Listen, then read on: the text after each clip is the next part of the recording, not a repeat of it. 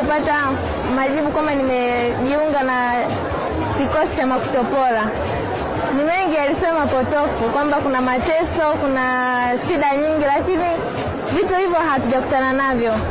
Huko tumekaribishwa vizuri, tunalelewa vizuri, tumekutana na mengi mazuri. Yale yote potofu ambayo tumeambiwa wala hamna. Kwa hiyo tunatoa wasiwasi vijana wenzangu.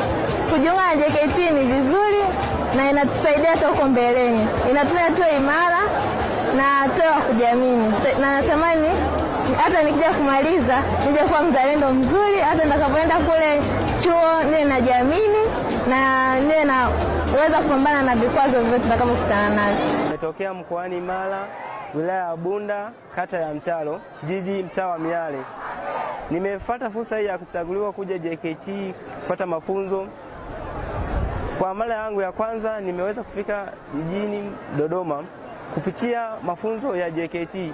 Hivyo basi nahimiza kuwa vijana, ukichaguliwa JKT, jaribu kuhudhuria hayo mafunzo ya JKT, kwani kuna fursa na vitu mbalimbali vya kujifunza ambavyo ulikuwa uvipati ukiwa nyumbani.